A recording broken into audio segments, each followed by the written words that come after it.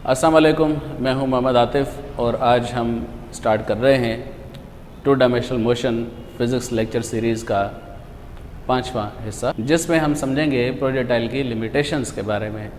इसका मतलब ये है कि जब ये प्रोजेक्टाइल यहाँ से लॉन्च होगा तो ये ज़्यादा से ज़्यादा कितना आगे आ सकता है, या फिर ये प्रोजेक्टाइल ज़्यादा से ज़्यादा कितना ऊपर जा सकता है। तो मैक्सिमम अपर लिमिट, इसे हम कहते हैं मैक्सिमम हाइट। यह है प्रोजेक्टाइल मोशन की लिमिट, और ये प्रोजेक्टाइल की जो मैक्सिमम हॉरिजॉन्टल लिमिट होगी इसे हम कहेंगे रेंज। तो आज हम इनके बारे में समझेंगे।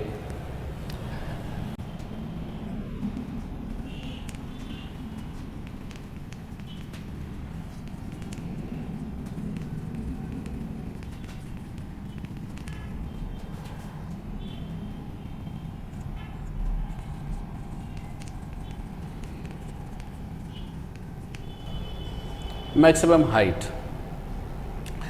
हाइट को हम एच मैक्स से ज़ाहिर करेंगे। अब ये मैक्सिमम हाइट हासिल करने के लिए हम इसी लेक्चर सीरीज़ के प्रीवियस सेक्शन से स्टार्ट कर रहे हैं, और इस प्रीवियस सेक्शन में क्या था, H equals v naught sine theta minus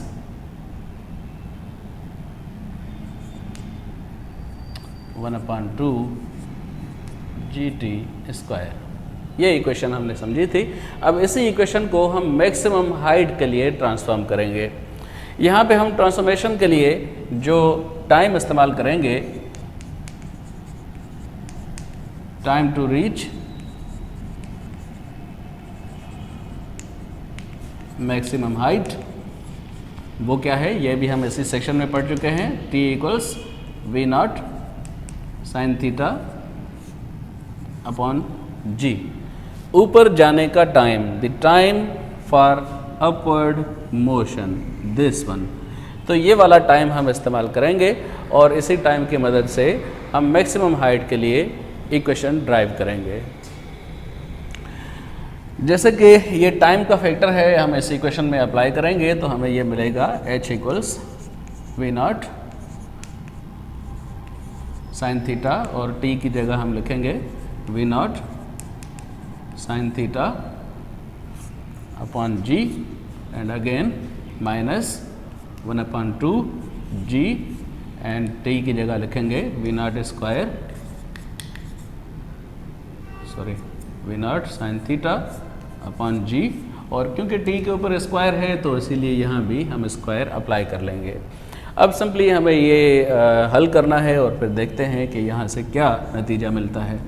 so H equals v naught multiplied by v naught, it is v naught square, sine theta multiplied by sine theta, it is sine square theta, and G is dividing these terms, so upon G.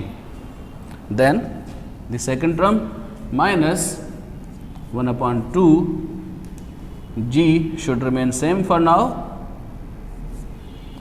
because of this square. V not का square हल होगा तो ये बन जाएगा V not square, sign का square हल होगा तो ये बनेगा साइन स्क्वायर थीटा, G का स्क्वायर हल होगा तो ये बनेगा G स्क्वायर। अब यहाँ से थोड़ा सा आगे बढ़ेंगे तो ये G इस G को रिड्यूस कर देगा। फाइनली जो हमारे पास बचेगा वो क्या होगा,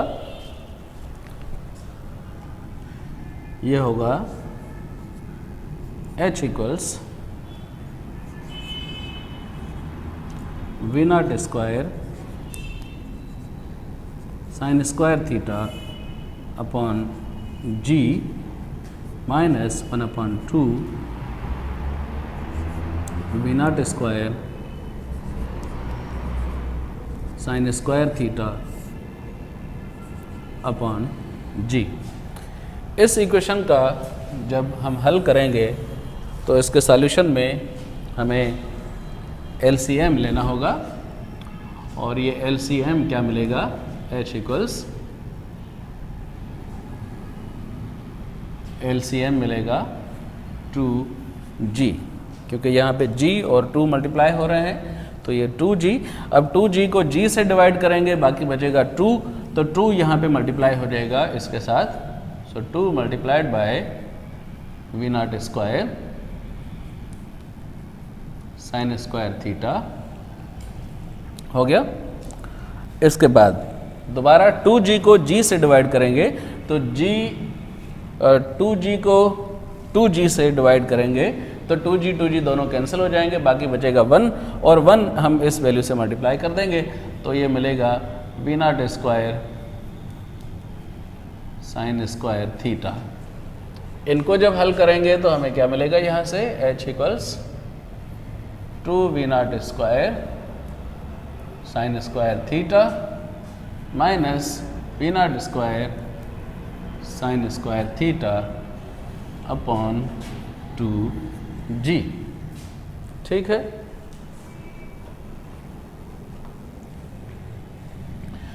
सिंप्लीफाई करेंगे इनको तो हमें ये मिलेगा H इक्वल्स 2 माइनस 1, या फिर यूँ समझे कि इनको हम कॉमन ले लेते हैं और कॉमन लेने से हमें यहाँ पे क्या मिलेगा, V0 square sine square theta. देखें इस टर्म के अंदर भी V0 square sine square theta है और इस टर्म के अंदर भी V0 square sine square theta, तो हम इन दोनों को यहाँ से कॉमन ले लेंगे। कॉमन लेने के बाद यहाँ पे क्या बचा, ये है 2 और यहाँ पे जो बचेगा ये होगा 1, माइनस साइन वही रहेगा और ये अपान में 2G। 2 माइनस 1 इक्वल टू 1 और 1 इस इक्वेशन से मल्टीप्लाई होगा तो हमें यही मिलेगा, then V0 square sine square theta upon 2G। तो अब ये इक्वेशन यहाँ तक हम हल करेंगे। इसी इक्वेशन को अब हम कंसिडर करेंगे कि ये मैक्सिमम हाइट की इक्वेशन होगी। तो हम किसी प्रोजेक्टाइल की इस पोजीशन का अगर अंदाज़ा लगाना चाहें तो इसके लिए हम डायरेक्ट ये काम कर सकते हैं कि हम ये लिखेंगे H max it is equal to V0 square sine square theta upon 2G। तो इस इक्वेशन से हम ये मैक्सिमम टॉप पोजीशन आसानी से हासिल कर सकते हैं। तो अब हम इसे चाहें तो यूँ लिख सकते हैं, जाहिर कर सकते हैं, maximum height H max V0 square sine square theta upon 2G, equation 19। ठीक है, तो अब इक्वेशन 19 से हमें मैक्सिमम हाइट मिल जाएगी। अब हम स्टार्ट करेंगे for the range of projectile, जो कि इसी सेक्शन का दूसरा हिस्सा होगा।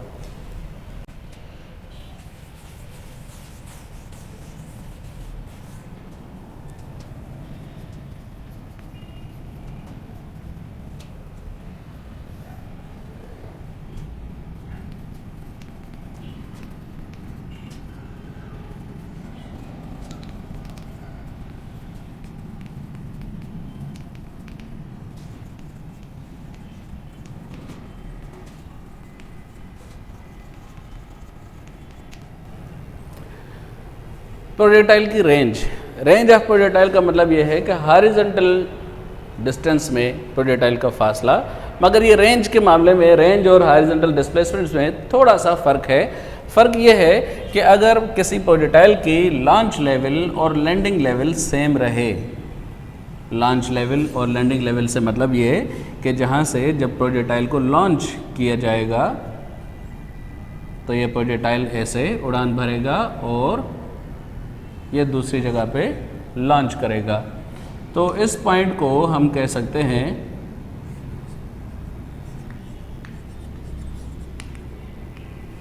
लैंडिंग लेवल, और ये पॉइंट क्या है,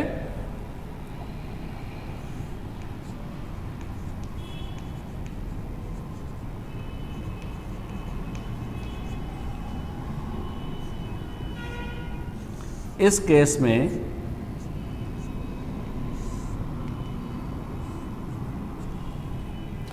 अगर लॉन्चिंग लेवल और लैंडिंग लेवल दोनों सेम हो, एक ही लेवल पे हों, तो एक ही लेवल पे लॉन्च लेवल और लैंडिंग लेवल होने की सूरत में जो हॉरिजॉन्टल डिस्टेंस है वो कहलाएगा r, ठीक है।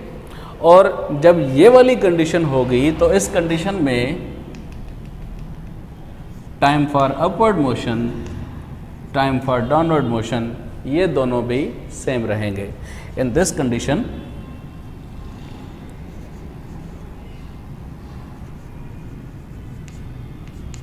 Upward time it is equal to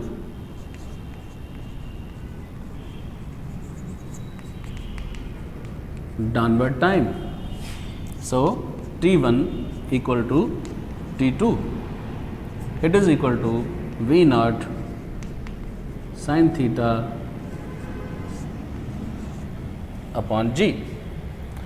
जब ये कंडीशन आती है कि अगर लॉन्च लेवल और लैंडिंग लेवल सेम हो तो ये प्रोजेक्टाइल जितनी देर में ऊपर पहुंचेगी उतनी ही देर में ये प्रोजेक्टाइल नीचे आएगी। तो ऐसी सूरत में दोनों टाइम ऊपर जाने का और नीचे जाने का दोनों टाइम सेम रहेंगे।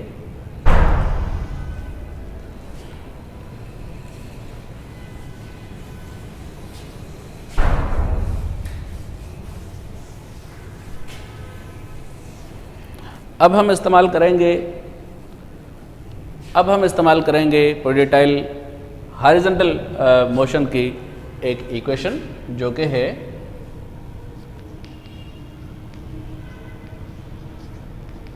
x equals v naught cos theta t। ये इक्वेशन हम पिछले सेक्शन में पढ़ चुके हैं। अब इस इक्वेशन को यहाँ पे हम इस्तेमाल करेंगे। ये यहाँ पे टोटल टाइम है, total time of the flight of the projectile जो कि यहाँ से स्टार्ट हो रहा है और यहाँ तक आ रहा है। अब हम क्योंकि लेवल सेम कर रहे हैं इस कॉन्सेप्ट के लिए इसको जब डिज़ाइन करेंगे तो भी ये टोटल टाइम होगा t, और इस टोटल टाइम में T1 T2 सेम रहेंगे। तो लेट्स सपोज टाइम के लिए जो हमने किया था total time t equals T1 plus T2। So x equals v naught cos theta and T1 plus T2। अब इस रिलेशन के हिसाब से जब रेंज हम डिस्कस कर रहे हैं तो रेंज में ऊपर जाने का टाइम और नीचे जाने का टाइम दोनों सेम है। तो इस हालत में क्या होगा, x equals v naught cos theta v naught sine theta upon g plus v naught sine theta upon g। दोनों टाइम की वैल्यू लिख ली। अब इनको ऐड कर लें, सिंप्लीफाई कर लें तो इक्वेशन बनेगी x equals v naught cos theta and 2 v naught sine theta upon g। इन इक्वेशंस को मल्टीप्लाई कर लें और सिंप्लीफाई कर लें तो मल्टीप्लिकेशन एंड सिंप्लीफिकेशन के बाद जो फाइनल रिजल्ट जो सामने आएगा वो क्या होगा, x equals v naught multiplied by v naught, ये होगा वी नॉट स्क्वायर, बाकी जो वैल्यूज़ हैं 2 sign theta cos theta upon g।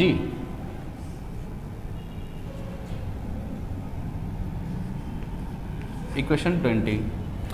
ये इक्वेशन 20 काफ़ी सारे प्रॉब्लम्स के हवाले से काफ़ी सारे प्रॉब्लम्स या MCQs को हल करने के हवाले से बहुत इंपॉर्टेंट है, जिसमें हमारे दोनों साइन थीटा और कॉस थीटा दोनों फैक्टर्स मौजूद हैं। फ़िलहाल हम इसके लिए एक आसान सा सॉल्यूशन ढूंढ रहे हैं, तो उसके लिए थोड़ा सा हम आगे हल करेंगे। इसको आगे हल करने के बाद ये क्या मिलेगा हमें, ट्रिग्नोमेट्रिक आइडेंटिटी में इसका सॉल्यूशन हमारे पास पहले से मौजूद है। 2 v naught sine theta cos theta equals sine 2 theta. So sine 2 theta यहाँ पे अप्लाई कर लेंगे, ये मिलेगा v naught square sin 2 theta upon g. तो किसी प्रोजेक्टाइल की रेंज हम यहाँ से हासिल कर सकते हैं।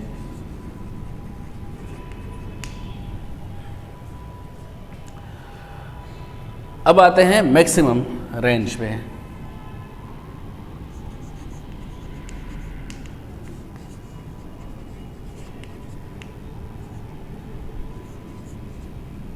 अब हम यहाँ पे आर एक्स को आर से रिप्लेस कर सकते हैं, क्योंकि हॉरिजॉन्टल डिस्टेंस की डेफिनेशन अब हम कर चुके हैं। इस कंडीशन में हॉरिजॉन्टल डिस्टेंस को रेंज कहा जाएगा, ये रिप्लेसमेंट कर सकते हैं। साइन थीटा की मैक्सिमम वैल्यू हम यहाँ पे कर सकते हैं कि 2 × 45 equal to 90 degree.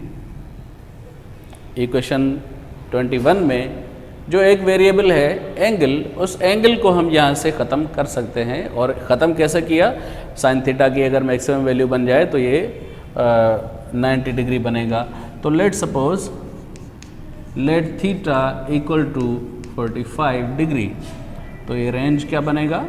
Range will be V0 square sign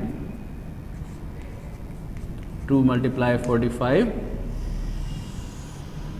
upon g, then r will be V0 square upon g multiply sin of 90 degree.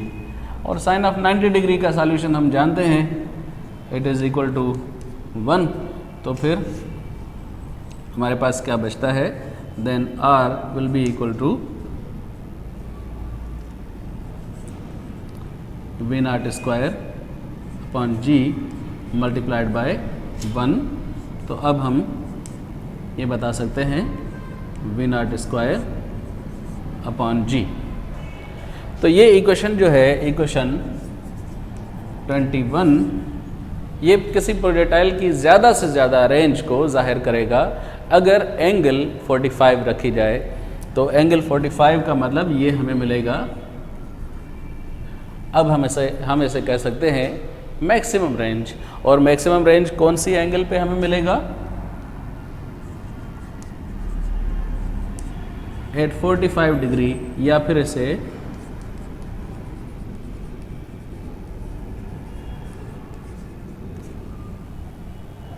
Optimum angle भी कहा जाता है।